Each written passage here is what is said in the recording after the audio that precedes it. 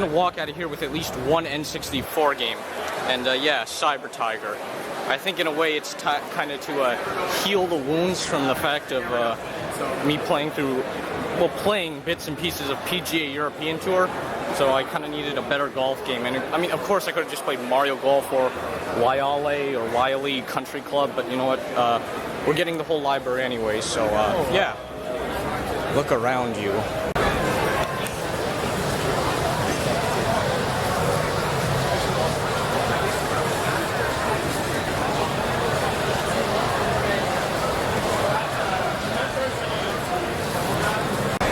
Poor Indiana Jones and the Infernal Machine.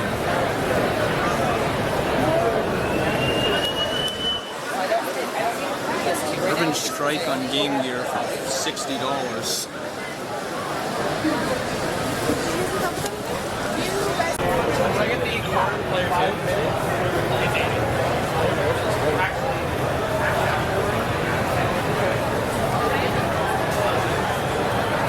It'll be 45-20. 45-20.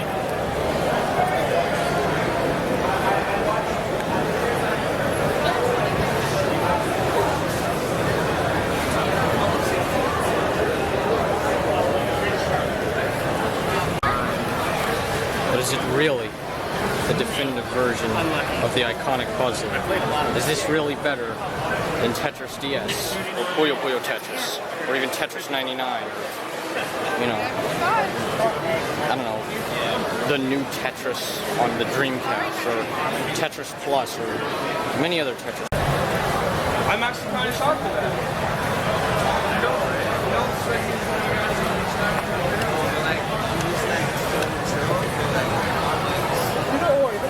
I haven't beat Elebits on the Wii, but this one in particular tells me that maybe this kid got along with the Elebits in the end after all. Or maybe it's a different kid entirely from the game.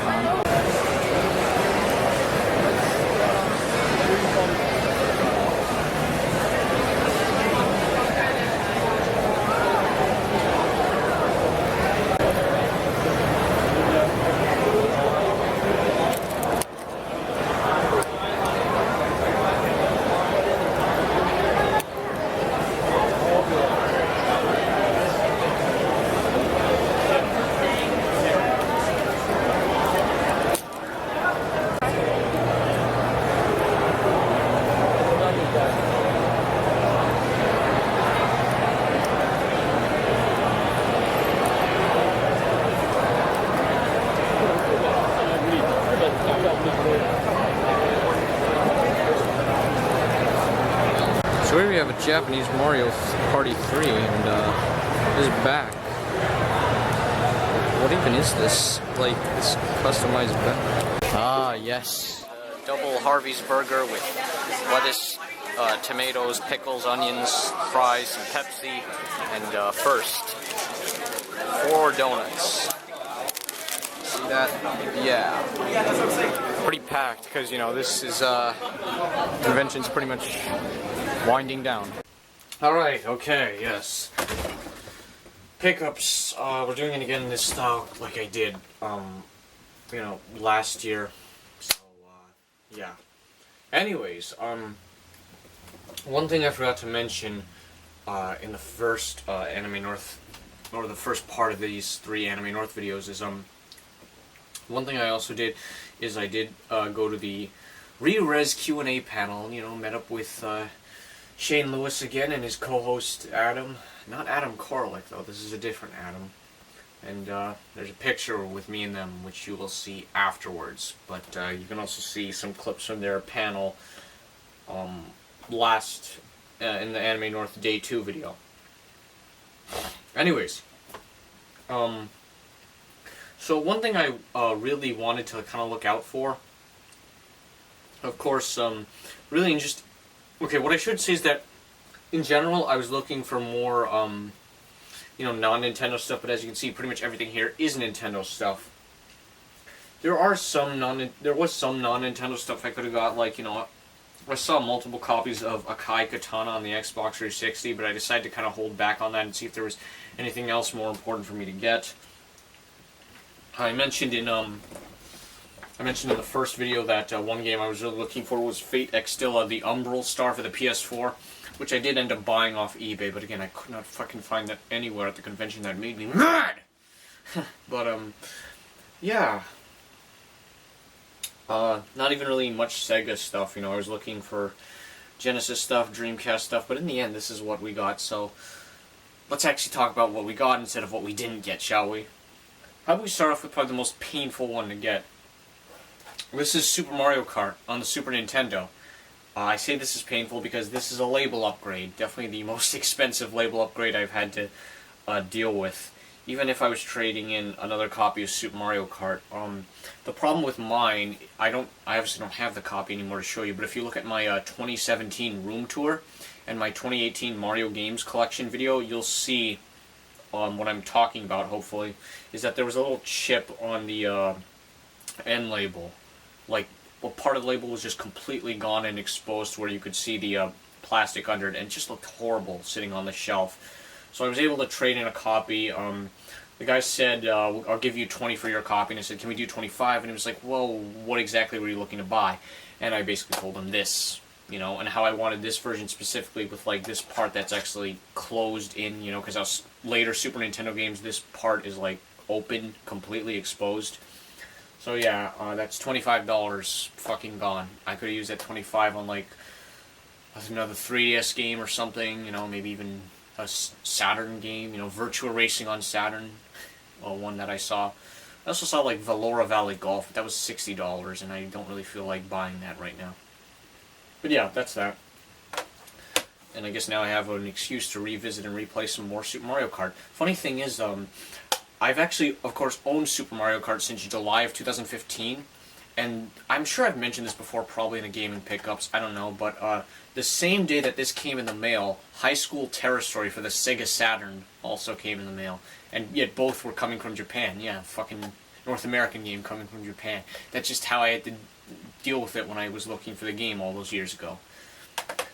Here's only one N64 game. Yeah, we only got one N64 game this time. I know, right? There were, like, a few Japanese ones I could have bought. Like, they had the first Doraemon on the N64. They also had Custom Robo 2.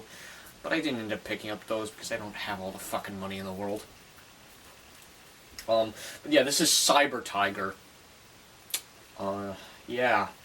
It's one of, I want to say, like, 6 golf games on the N64. And I played a little bit of it. It seems to make use of the joystick where it's like you pull back and just swing and, you know, make the golf whatnot. I guess it's supposed to be more arcadey and realistic. I'm gonna be honest, I haven't played much of this, but it's cool to have. This game normally sells for 20. I got it for 10. So yeah, there's some Anime North savings there for you. I know, of course, with me trying to get all 388 N64 games, I should focus on the system a little more, but I'm trying to find, you know, stuff that's a little more out there. Though there were, like, multiple copies of Bomberman 64 I could have and should have bought, but again, I don't fucking have all the money. Or that much money, I should say. Here's a Super Puzzle Fighter 2 on the Game Boy Advance.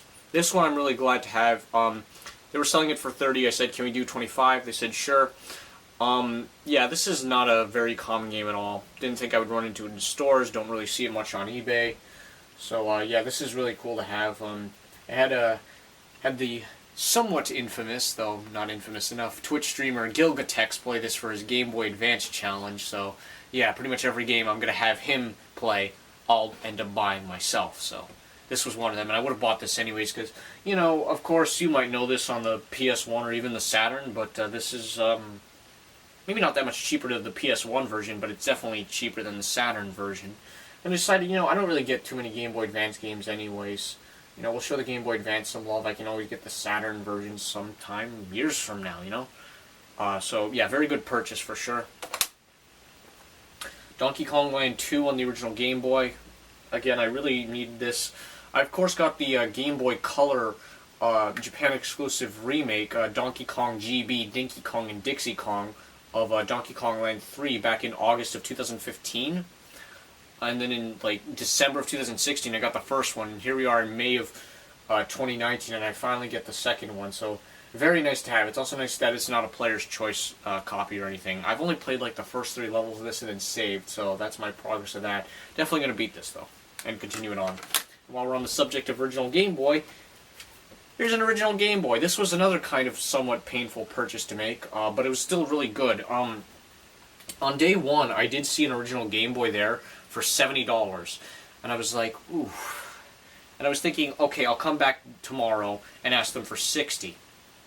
But the thing is, when I went there, I didn't see it again. I mean, when I went back, I did not see it there. I kept looking, and what do you know, I found this motherfucker. They were selling it for $50. I said, can we do $45? And they said yes, because I paid with cash. So I ended up getting this a lot cheaper. Not a lot cheaper, but, well, a lot cheaper than what the other guys were asking for the original Game Boy, and cheaper than what I would have offered for the original Game Boy.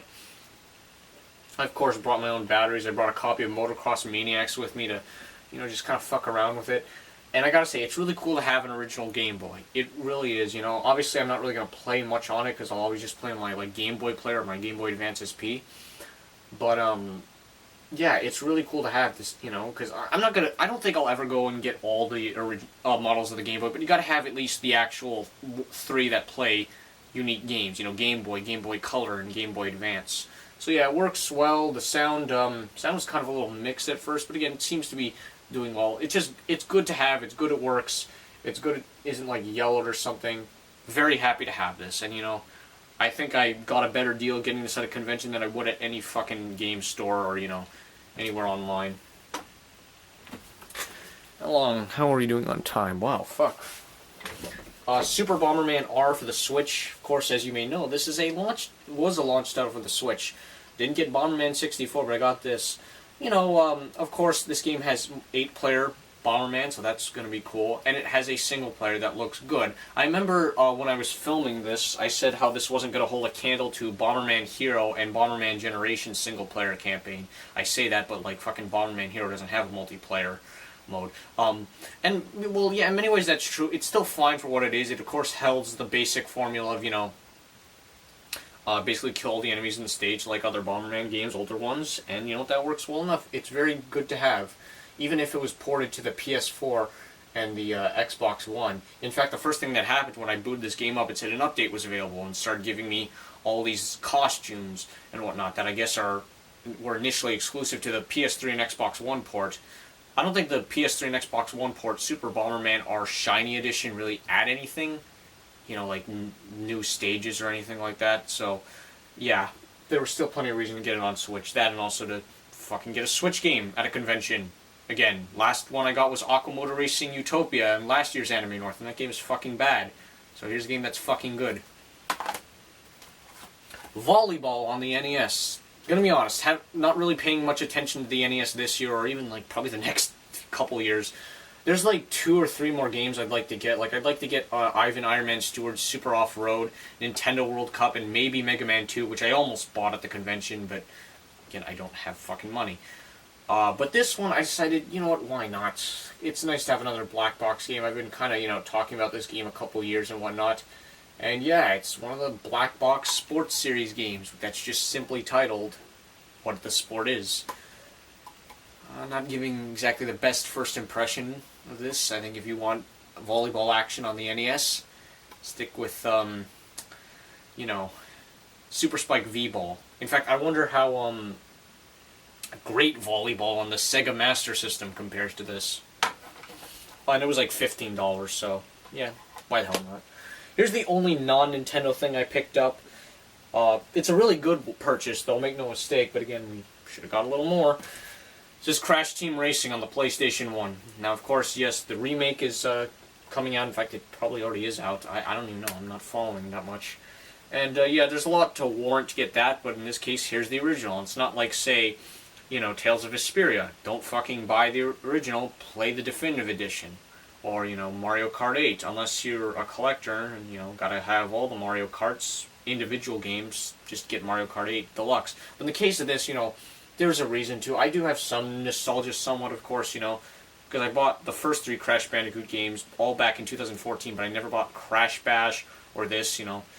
But I did play Crash Bash, but this is better than Crash Bash, so here it is. And yeah, it's pretty damn good, you know, from what little I played. I can't exactly tell you the same reason why people love it, because again, I have not played enough of it. But it's really cool to have. It was $34. I tried to talk the guy down to 30. They didn't do it. They could have. But yeah, that's that. Here's Asphalt 2 Urban GT for the DS. Includes appearance from the Pussycat Dolls. Again, I don't really see this game too often on eBay, and therefore don't really see it too often in stores. And, you know, I'm probably sure I've looked this up a bit, you know, because the only DS racing games I have are Mario Kart DS and Sonic and Sega All-Stars Racing, so we had to fucking get something else, you know? There's also, of course, the first Asphalt game on the DS, which I'll probably get at some point, but, you know, why not for $10? It's pretty neat. It does seem like it could be a little easy, but I just really kind of messed around with like a few of the tracks in Free Race. I haven't done any actual like campaign or story, if there's such a thing. And you know, for $10, it's not bad. It's a nice little distraction that was released early on in the Nintendo DS's lifespan. So yeah, more Mario stuff. Here we have Mario Sports Mix on the Wii. This is one I was kind of looking out for. You know, I was looking for like a couple Wii games. You know, I had this in mind. I had WarioWare Smooth Moves in mind, and I had even Wii Sports Resort in mind. The Wii Sports Resort is fine. I can get that anywhere, and I can get this anywhere too. But again, this was like $35. I do remember precisely when this game first came out. It came out in 2011 in North America, but 2010 in Japan. I remember it all completely. You know, my friend Jason got this like probably the year it came out, I would assume, and you know, I borrowed it once or twice, but again, never really bought it. And it's just a cool little game, because you know, it's kind of like an answer to certain things, because you know, there obviously wasn't really a Mario hockey game before. There might have been a mini game in like a Mario Party, or with volleyball. There was a volleyball mini game in one of the Mario parties, but now here it is in full-fledged form, not even counting the cancelled Super Mario Spikers game. And dodgeball, which, you know, I don't think there was anything Mario Dodgeball related. Basketball, of course, there was you know, Mario Hoops 3-on-3 on the DS, but it's still a cool little thing, you know. Of course, continues your Mario twist with the sports and all that, and is possibly better than Mario Sports Superstars on the 3DS. But very good to have this, you know, because I've had this game on my mind for a little while now. But, you know, as I guess priority to get Mario stuff has kind of been very hit or miss in the last, like, I don't know, 6 years maybe? Yeah, didn't get it as quickly, but great to have. And here we have the last game we got here. This is Extra, XGRA, Extreme G Racing Association. Why the fuck wasn't this just called Extreme G4? Because that's what it is. It's the fourth and final game in the Extreme G series, and is also, therefore, the last game I needed to get. This is also on the PS2 and the Xbox. It's, of course, you know, carries the same sort of ordeal as the first three games. Fast futuristic racing. I'm not sure how it really compares to the first three, because, again, I played so little of it. But it's cool to have. You know, it's cool to have another GameCube game, another GameCube racing game. I don't know what really much else to say. There's the disc. Can you even see that? Oh, but yeah, that's the pickups, you know. Like I said, there was a lot more non-Nintendo stuff I was, like, looking for, and when you take into account fucking buying this, look, even if I got this fucking thing cheaper than I ever could have, trading in a copy in a store and finding another copy or buying another copy online, it's like, fuck, man. Fuck. Could have bought another 3DS game and, you know, finally get my 30th 3DS game. But anyways, that's that. I'm going to end this here. I gotta, like, start filming some gaming pickups videos and, you know, show a bunch of the other shit I got this year. And we'll do some photos. Maybe have some music or something. Yeah, another day, another year, another time. Going to these fucking, you know, conventions and whatnot. We're going to appreciate these videos at some point, you know, many years down the road. So, yeah.